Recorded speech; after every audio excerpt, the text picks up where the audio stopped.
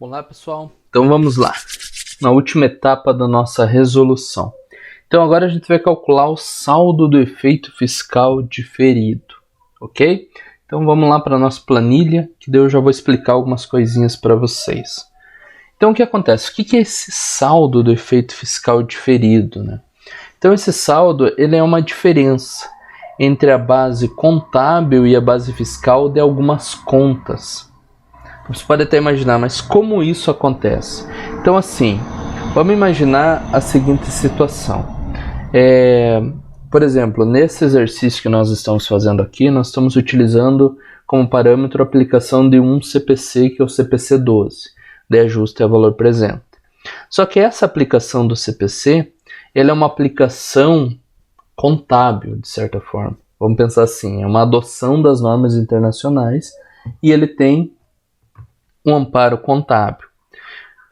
Qual que é o grande problema? O grande problema é que aqui no Brasil, fiscalmente, esses saldos obtidos a partir da aplicação do CPC, eles não são utilizados como parâmetro para cálculo de imposto de renda e contribuição social, por exemplo, né? Ou seja, nós temos, em resumo, valores das mesmas contas. Cliente, por exemplo, que ele vai ter um valor contábil para ser evidenciado nas demonstrações contábeis. Por outro lado, ele vai ter um valor fiscal que vai ser utilizado como parâmetro para cálculos de imposto de renda e de contribuição social e demais tributos, ok? Então, nesse caso do nosso exercício, existem 3 contas em que há diferença entre a base contábil e a base fiscal. No caso aqui, nós fizemos uma tabelinha para ficar mais fácil de vocês entenderem, né? Então aqui a gente vai ter um valor do ativo, então são 2 contas de ativo, a conta cliente e a conta estoque, e do lado do passivo a conta fornecedor. Então são contas em que houve o impacto da aplicação do CPC 12, ou seja, o CPC 12, né, gerou um valor distinto entre o valor contábil e fiscal dessas respectivas contas. Então vamos lá. Primeiro passo, como que a gente vai calcular esse saldo? Então, sempre que a gente fala valor contábil, né, no caso de clientes, ele vai ser representado pela diferença entre o valor da conta clientes menos a conta de ajuste a valor presente. Então, aqui no nosso cliente, deixa eu subir aqui, o valor dele é R$ 462.500.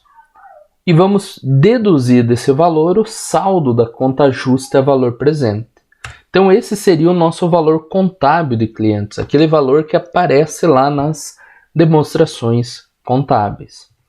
Porém, para valor fiscal, o parâmetro vai ser só o 462.500. Por quê? Porque fiscalmente ele não há a aplicação do ajuste a valor presente. Não há aplicação do CPC 12. Então, nós temos que neutralizar fiscalmente essa adoção. Então, vamos ter, no caso, cliente contábil e fiscal, ele vai gerar uma diferença de menos 10.813,81. Sempre lembrando, né, é com relação à base contábil. Então, é contábil menos fiscal. A outra conta que nós vamos ter essa diferença também é o saldo de estoque.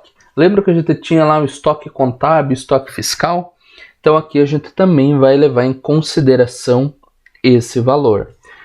Só que esse valor está um pouquinho mais fácil, né? Então nessa tabelinha aqui, a gente já consegue transportar ele, né? Então o valor contábil de estoque, R$ 35.307,69 e o valor fiscal, R$ 37.406,25. Então ele gerou também essa diferença de 2,98 e 56, que é a mesma diferença que a gente vislumbrou aqui na nossa tabela. Com isso, o valor total do ativo, ele apresentou uma diferença de menos 12.912,37. Ou seja, a base fiscal está maior do que a base contábil. Tá ok? Mas antes, né, de nós chegarmos a alguma conclusão, nós temos que fazer esse mesmo procedimento do lado do ativo. No ativo a gente tem a conta fornecedores. Então, a lógica que nós utilizamos em cliente, nós também vamos aplicar em fornecedores. O valor contábil ele vai ser o quê? vai ser o 285, deixa eu colocar um igual aqui, 285 menos o saldo final do ajuste a valor presente. Então, 275, 712 e 43, que é o saldo de fornecedor lá no final do mês, em 30/6. O valor fiscal, como não há aplicação do CPC 12, ok? Ele vai ter o valor original, 285. Com isso, nós temos uma diferença de menos 9.287,57. E agora, para definir o valor do efeito fiscal diferido, a gente vai fazer o seguinte.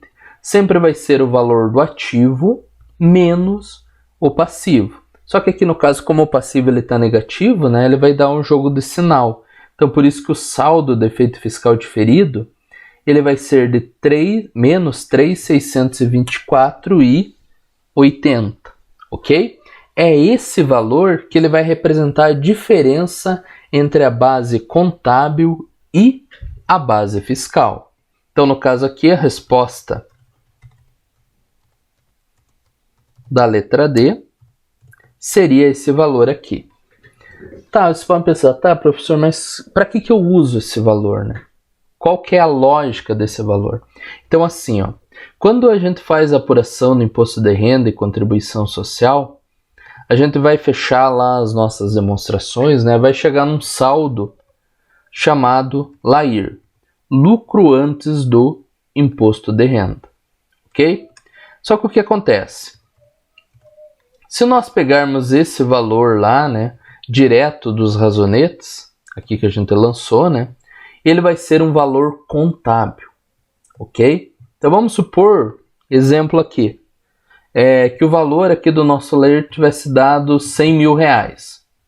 Então nós calculamos lá, chegamos no saldo de 100 mil reais de LAIR, ok?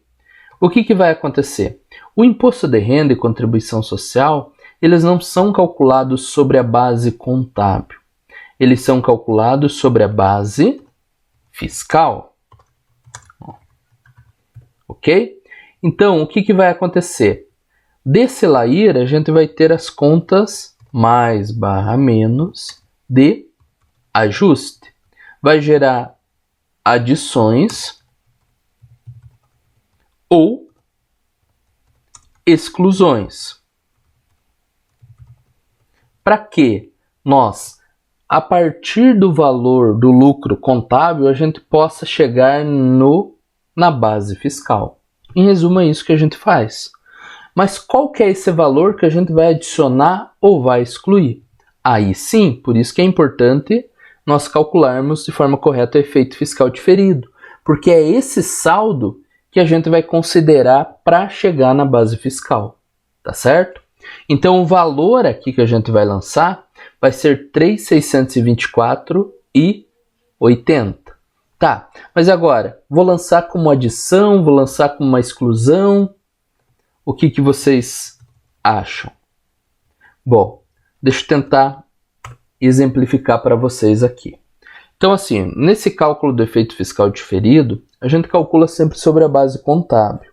Então, esse saldo aqui, ele significa o seguinte, ele significa que nossa base contábil está menor do que a base fiscal em 3.624,80, ok? Em resumo, vamos pensar que fosse numa linha ali que a gente utilizasse. Nossa base contábil está aqui embaixo e nossa base fiscal está em cima. Essa diferença aqui, deixa eu só pegar aqui uma forma para tentar ficar mais claro. Essa diferença ali entre uma e outra, no caso aqui, né? Ó, para mim pegar a base contábil e chegar na base fiscal, ela vai ser o quê? Vai ser exatamente esse saldo do efeito fiscal diferido.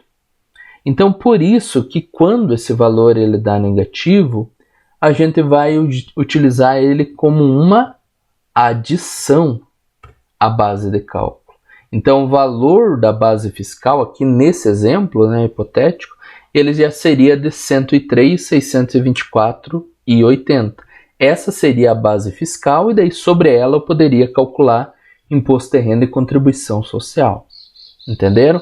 Então é por isso que a gente faz esse cálculo do efeito fiscal diferido, para identificar essa diferença entre a base contábil e a base fiscal, né? Para que a gente consiga calcular IR, contribuição social, depois a partir disso. Tá ok? Pessoal, então assim a gente finaliza a nossa resolução do exercício.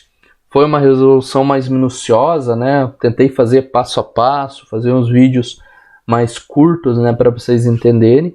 Mas caso tenha ficado alguma dúvida, pessoal, não ter ficado claro ali alguma resolução, por favor, deixe teu comentário lá. Além disso, também vou pedir para você se inscrever no canal, deixar o like nos vídeos lá, porque isso é muito importante, tá certo? Pessoal, um grande abraço para vocês e até o nosso próximo vídeo. Até mais!